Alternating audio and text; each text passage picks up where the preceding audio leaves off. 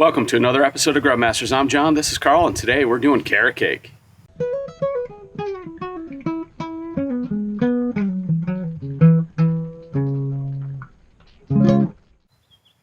All right, Karl, I know that you've actually gotten marriage proposals over this carrot cake, and we're prepared to share the recipe today and really the technique of how we're doing it. But why today? So I have an event coming up for work, and I'm making, we'll see how far we go. It's going to be anywhere from 8 to 10 layers, 9-inch layers of carrot cake. So this isn't so much a camping video where we're out in the woods cooking. Right. We're cooking in the backyard, and we're going to go through some of the techniques, but we figure you could figure out how to mix the ingredients together and all. But let's go through the ingredients because we have them all laid out here. A lot of carrots, right? I mean, a lot of carrots. Carrot cake. So the recipe calls for, we're doing a double recipe, so everything here is doubled. It calls for 3 cups of finely shredded carrots. So this is 6. I'll fill you in on the secret, go a little heavy on it. I didn't. This is right to the recipe. And for every 3 cups, for every batch, it comes out to be about a pound of carrots. And that's important to know when you go shopping for it. Maybe add a little bit for waste. And did you grate those by hand?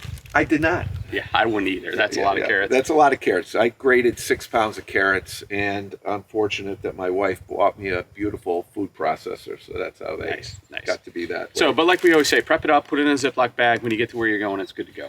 All right, dry ingredients? Dry ingredients. So the dry ingredients, again, this is a double batch, and we'll give you the quantities, but it's flour. The leavening agent is actually baking soda. It's got some salt in it, and then some ground cinnamon. So it's all prepackaged into the batches. And we'll put the ingredients in the description. I'll probably have it up on screen too. Important thing, which I find myself, if I haven't made it in a while, I go and I mix all my dry ingredients, and I forget that the sugar gets blended with the oil and the eggs and then add it to all the other dry ingredients. So don't make the mistake that I've made in the past where I combine it all together. Not the end of the world, still comes out fine. But that's why separate bag of sugar. Separate bag. Okay. The other thing is, I can't tell you how many times with the nuts, the ground walnuts being put in there, that I've forgotten to add them until the cakes are already in the Dutch oven. So I try to put this out in front of me so I don't forget. I've seen them still forget. Poking nuts into the cake batter. Or stirring them into the pan while they're in the Dutch oven. Right. Okay. So we're gonna mix all this up, and then we'll get our coals rolling. Yeah, we'll get our coals rolling. One of the other things we just wanted to point out. Oh yeah.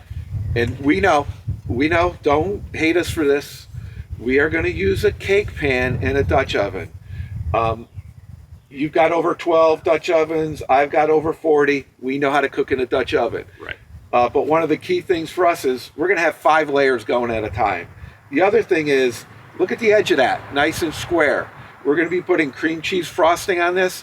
I don't want to be plastering in on the side a 1/2-inch thick layer of cream cheese because to fill a huge crag or crevice. And because the Dutch oven has a slope to it. And now a little bit of insurance. A little bit of insurance. The carrot cake is a very dense, moist cake. You're going to be amazed on how moist it remains cooking it in a Dutch oven or baking in a Dutch oven. This is just a wire rack, cooling rack that you can get at a kitchen gadget store. Inexpensive. This is going to give us about a 1/2-inch space underneath the pan. If you don't have one of these, take aluminum foil, ball it up, squeeze it out, or, crush it to make it even, and do 3 pieces of foil underneath the pan. Just a little airflow. Look, gives you a little insurance because, again, this cake is so dense. It's an easy cake to burn, especially if we're going to have 5 Dutch ovens going at the same time. And you just mentioned it, I want to highlight it because we could all make a carrot cake in the house. And you're like, Karl, why are you doing this in the backyard? You mixed everything in the house. Why not just stay there? Well, one is room, right? We're going to have 5 ovens going at once, but it's just the moisture that gets locked into the Dutch oven.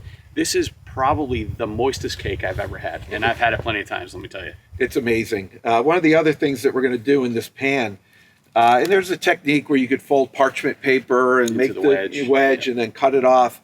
But I broke down and I bought circles of parchment paper. Very inexpensive. When you're doing a lot of this, they fit in the bottom of my Dutch oven. So if I want to be able to dump a cake out, but they also fit perfectly into my 9-inch cake pans. This is a 2-inch I've got a 3-inch that fits a little snug in the aluminum. I have to put it in the cast iron. I can't use it in the aluminum because it's a little too high. So go with the lower. A restaurant supply store or online is great. These are aluminum pans.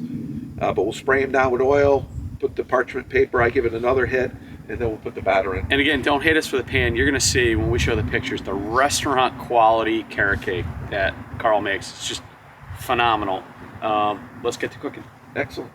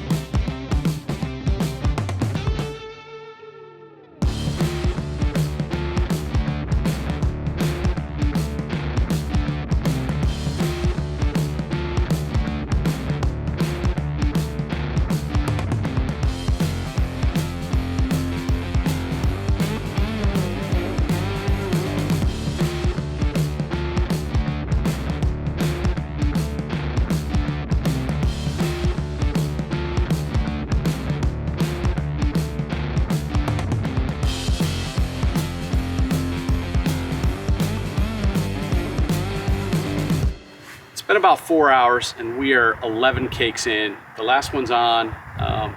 We're not going to be eating these today because we are actually saving them for an event, right? So, Karl, you're going to frost these up. You're going to work your magic. We'll get some beauty shots of that for sure. The other thing too is when you make the carrot cakes, if you're going to frost them and do fancy double layer cakes, they've got to cool for at least a couple hours anyways. Right. Depending on the temperatures, obviously, if you're cooking it out in the cold, it's going to chill down a little quicker. But you need to be prepared for that. And I think one thing that you wanted to get across is it's really important to have your Dutch oven tables level. Yes, I used a torpedo level on my Dutch oven tables when I was setting up this morning. Little trick is, although they have adjustable feet, typically not enough span of height to be able to do it. In the yard. I bring around a hammer and I just tap down right underneath the leg to get it compressed where I need it with the mallet of the hammer. That's a great tip. So we had 3 tables running. We had up to, I think, 7 Dutch ovens going, all manner of stacked, unstacked, maintain our coals, ring method. It took, what, maybe 35 minutes a cake? I think it was a little over, probably closer to an hour. Okay. By the time, we're also dealing with... It's easy to lose track. And it's a breezy day today, too. Yeah. And we had so many cakes going. If you were just doing this with 2 layers or 1 layer, you're going to be paying a lot more attention specifically to that cake, managing your coals and everything. We had 3 chimneys going. There's one point where actually 2 points where we started getting a little light on coals, so we lost a little time there. And we did, because we're doing such volume, we mixed up a lot of stuff in the house. Yes. KitchenAid came in handy, food processor, but we've many times done this out. Oh, absolutely. It's attainable. It's a crowd pleaser. People are going to love you for it. Cream cheese frosting, make it ahead of time. Keep it in your cooler. Take it out, let it warm up a little bit, right? And that's one thing that's a pain in the woods is trying to get cream cheese frosting to mix. Yeah. You can almost use like a potato masher It's but just a lot of work. So mix work. it up ahead of time and just bring your frosting with you, and you will people will love you for it. So like, share, subscribe, get out there and cook.